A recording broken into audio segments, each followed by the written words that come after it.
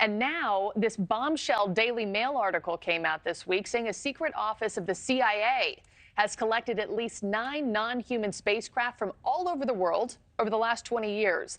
The Daily Mail also reporting of those 9 spacecraft, 1 had crashed with considerable damage. The 2 others were completely intact. The retrieval mission was allegedly performed by the military, and then these spacecraft were handed off to private corporations.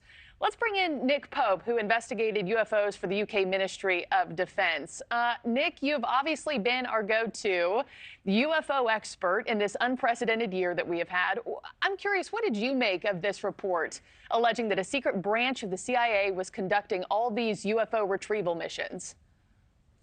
Well, the CIA's Office of Global Access is exactly the kind of body that one would expect to be involved in recoveries if these stories are true. Normally, they extract personnel and items of interest from extremely difficult countries to get people and things out of. So these are the people you'd go to. And this story was amazing. I mean, nine crashed vehicles. But look, in a sense, you only need 1 crashed vehicle for this to be the most game-changing, paradigm-changing story in history. Yeah, and this story has just continued and continued this year. And I want to get, your perspective on America's patience for this story in just a minute. But first, another fascinating part of this report was that the government, they'd go out, they'd gather these spacecraft, conclude the assignment, but then hand them off to private companies. In your eyes, why would that be the case? 2 reasons. Firstly, I think it would make congressional oversight more difficult and indeed take it further outside the scope of the Freedom of Information Act. But the other point is, if these crash retrieval and reverse engineering legacy programs are what people like David Grusch say they are, then it is these defense corporations that you'd need to figure out what these things do, how they fly, and whether we can replicate those technologies ourselves. And when we keep saying, non-human and extraterrestrial all year long, I mean, those words have been used more than ever before in 2023. But how do we know that the spacecraft stems from non-human technology and not from, say, rival foreign adversaries, and their technology like China or Russia?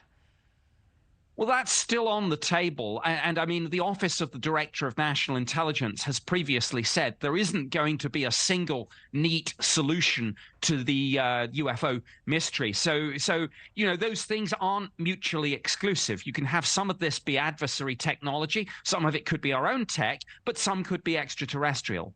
Okay. That makes sense. And I know you read this latest report, so I know you caught this too. This latest story, it only cites 3 sources who spoke under condition of anonymity, who were all apparently briefed by individuals involved in those alleged UFO retrieval missions.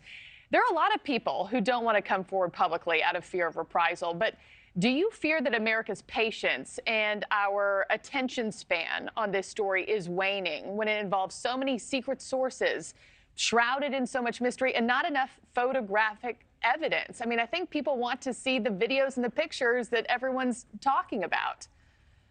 They do, but I think people will also understand that if some of these people are still serving, they have to be very careful about this. They have to be sure that appropriate whistleblower protections are in place. And it's important because just literally today, the next round of UFO-related provisions that are drafted to go into next year's omnibus defense bill are going to be discussed between the Senate and the House. So this is the key, I think, to taking this forward and hopefully delivering the smoking gun proof that the American people and the world want to see. It's down to Congress to make sure that legislation goes through so that they can have the proper oversight and bring this into the public domain. Yeah, we know that defense budget bill for 2024 includes eminent domain on all UFO evidence. We'll see how that plays out.